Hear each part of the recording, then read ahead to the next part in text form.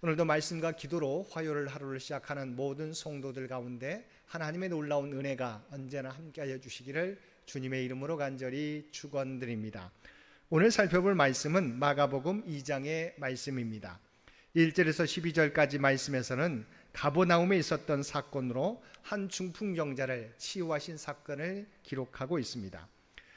이러한 중풍병자 치유 사건은 마태복음 9장의 말씀과 병행을 이루는데, 본문은 중풍병자를 예수님께 데리고 나온 사람들의 열심을 크게 강조하고 있다는 점에서 마태복음과 차이점을 보이고 있습니다.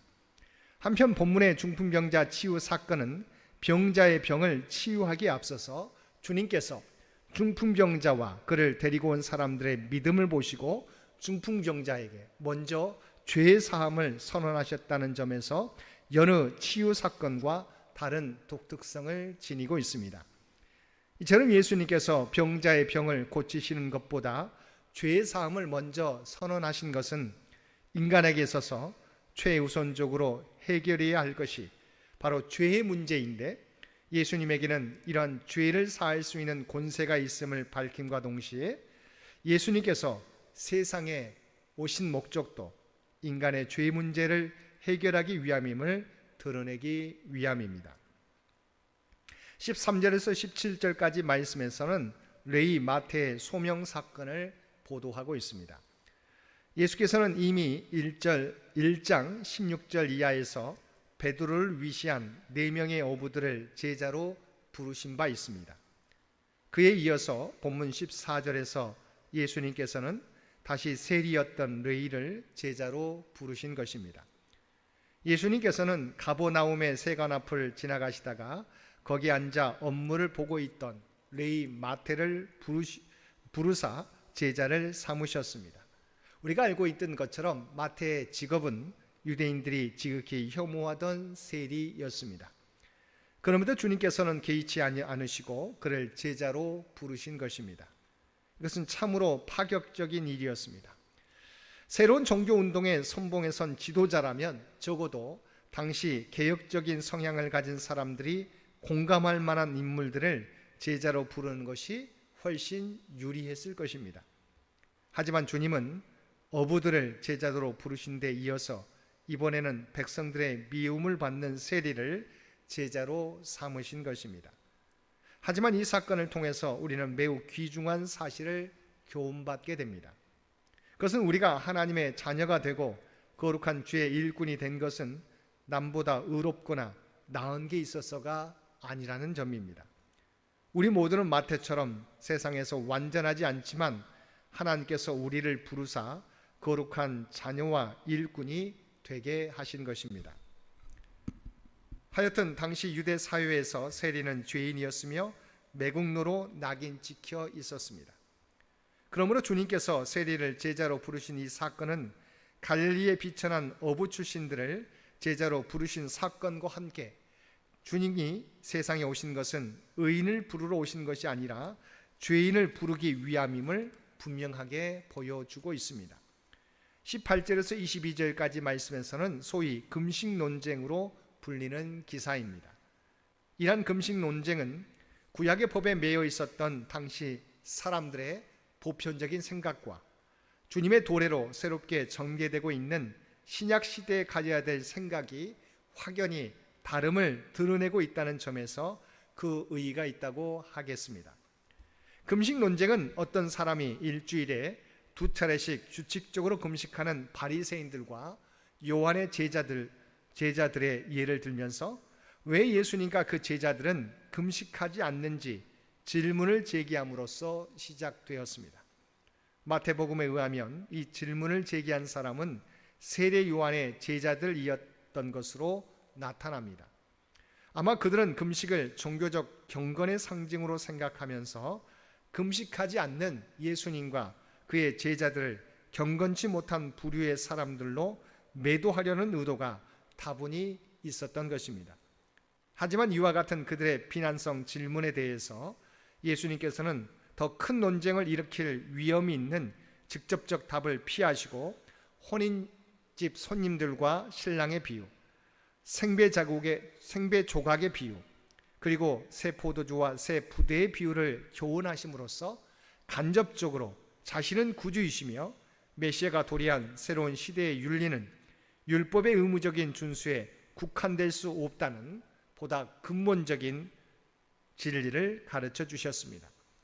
23절에서 28절까지 말씀에서는 소위 안식일 논쟁으로 불리는 논쟁 기사입니다. 23절에 보면 안식일에 예수님께서 밀밭 사이로 지나가실새 그 제자들이 길을 열며 이삭을 잘랐다고 하였습니다. 여기서 제자들이 이삭을 자른 것은 단순히 길만을 내기 위함이 아니었습니다. 그것은 배가 고파 먹기 위함이었습니다. 즉 그들은 바쁘게 사역하시는 주님을 따르느라 식사도 걸렀던 것입니다. 25절과 26절은 밀 이삭을 잘라 먹은 제자들의 행위를 안식일에 하지 못할 일을 한 것으로 비난한 바리새인들의 공격에 답변하고자 예수님께서 사울왕 때 있었던 한 사건을 인용한 것입니다. 26절에 보면 높당의 대제사장 아비아달이 다윗의 딱한 사정을 듣고는 제사장 이외에는 먹지 못하도록 규정되어 있는 진설병을 다윗에게 주어서 그와 함께한 자들과 나누게 한 것이 나옵니다. 분명히 이것은 율법에 위배되는 것입니다. 하지만 하나님께서는 이에 대해서 아비아달이나 다윗을 정죄한 적이 없습니다. 그래서 예수님은 27절에서 안식일의 목적에 대해 말씀하십니다. 주님의 이 말씀은 유대 지도자들에게 적지 않은 충격으로 받아들여졌을 것입니다. 그들은 하나님께서 왜 안식일을 제정하셨는지 그 정확한 의미를 이해하지 못한 채 이와 관련한 잡다한 규정들만 만들어서 사람들을 올가매고 있었습니다. 우리의 창조주이신 하나님께서는 사람을 위해서 안식일을 주셨는데 그들은 마치 사람이 안식일을 위해서 있는 것처럼 오해하고 있었던 것입니다. 누구든지 성경을 읽고 해석함에 있어서 주의해야 할 점은 하나님의 명령과 규례가 지닌 본래 목적을 간과하지 말아야 한다는 것입니다. 유대 종교는 하나님께서 사람에게 안식일을 주신 목적을 간과한 채 율법의 노예가 되어서 위선자, 형식주의자로 전락하는 위기를 맞게 되었습니다. 율법은 안식일을 기억하여 거룩하게 지키도록 명하고 있습니다. 이것은 십계명 가운데 네 번째 것으로 유대인들이 중요시한 것은 당연합니다. 다만 문제가 되는 것은 이날을 제정하신 하나님의 뜻에 그들이 무지했다는 것입니다. 하나님은 두 가지 목적으로 이날을 안식일을 제정하셨습니다. 하나는 인간으로 휴식을 갖도록 하기 위함이었습니다. 다른 하나는 하나님께 예배를 드리는 일을 위해서였습니다. 사람은 하나님과의 교통이 원만히 이루어짐으로써만 정상적인 생활이 가능하도록 창조된 존재이기 때문입니다. 하나님의 형상대로 창조되었다는 것이 바로 이를 증명합니다. 그래서 주님께서는 사람이 떡으로만 살 것이 아니요 하나님의 입으로부터 나오는 모든 말씀으로 살 것이라고 권면해 주셨습니다. 우리는 이날의 예배를 통해서 하나님과 교통함으로써 내적인 평안과 영성을 유지하게 되는 것입니다. 사랑하는 성도 여러분, 우리도 때로는 의식과 제도라는 틀 안에 갇혀 사는 우리의 모습을 발견하게 됩니다. 그러나 형식적이고 의식적인 신앙은 결코 구원에 이르지 못한다는 것입니다. 우리는 형식과 의식을 뛰어넘어서 하나님께 진실된 신앙을 가지고 살아가야 할 것입니다. 오늘도 하나님의 뜻을 알고 거기에 순종하며 살아가는, 무엇보다도 하나님의 원하신 뜻을 이루며 살아가는 저와 여러분 모두가 되시기를 주님의 이름으로 간절히 축원드립니다. 함께 기도드리겠습니다. 사랑과 은혜가 충만하신 아버지 하나님, 주님은 우리의 외모를 보시지 않고 우리의 중심을 보시는 분이신 줄 믿습니다. 형식적이고 외식적인 것을 추구하기보다 언제나 하나님 앞에서 겸손하게 행하며 살아가는 저희 모두가 되게 하여 주옵소서. 오늘도 이 나라와 이 민족을 기억하여 주시고 중동 전쟁으로 말미암아 정치적, 외교적, 경제적인 문제가 없도록 그래서 친히 주장하시고 인도하여 주시옵소서.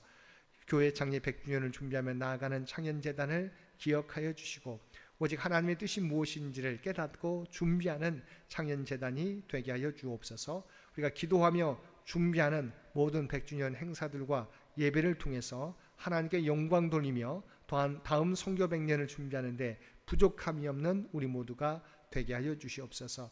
육신의 연약함 가운데 있는 죄 백성들을 기억하여 주시고 아버지 하나님 그들의 기도와 간구를 들어주시고 그들의 예배를 흠양하여 주시기를 원합니다. 육신의 몸은 연약할지라도 주님을 향할 때마다 께서 함께하여 주시옵소서. 새 힘을 불어넣어 주옵소서. 하나님의 놀라운 치유와 회복을 그들 모두에게 허락하여 주옵소서. 사랑하는 자녀 손들을 위해 기도드립니다. 아버지 하나님, 믿음을 보기 힘든 이 시대 가운데 우리 사랑하는 자녀들이 믿음을 잃어버리지 않게 되기를 원합니다. 말씀의 반석 위에 자신의 인생을 세워가게 하여 주시옵소서. 또한 하나님이 주신 꿈과 비전을 준비해 가게 될 때 하나님의 지혜와 능력으로 그 모든 것들을 하나하나 이루어가는 귀한 자녀들 되게 하여 주시옵소서. 오늘도 우리에게 복된 하루를 허락해 주신 것 진심으로 감사드립니다. 우리가 하나님의 구원받은 백성, 아버지 하나님 거룩한 백성이라고 하는 정체성을 잃어버리지 않게 해 주시옵소서. 또한 우리의 사명이 부활의 증인이라고 하는 것을 늘 기억하며 이 땅에서 살아가게 될 때 많은 사람들에게 그리스도를 부활하신 주님을 증거하며 살아가는 우리 모두가 되게 하여 주시옵소서. 오늘도 발을 딛고 살아가는 삶의 현장 가운데 그리스도의 아름다운 향기와 선한 영향력을 나타내며 살아가는 우리 모두가 되게 하여 주옵소서. 이 모든 간구 우리를 구원하여 주신 예수님의 이름으로 간절히 기도드리옵나이다. 아멘. 여러분 기도하시기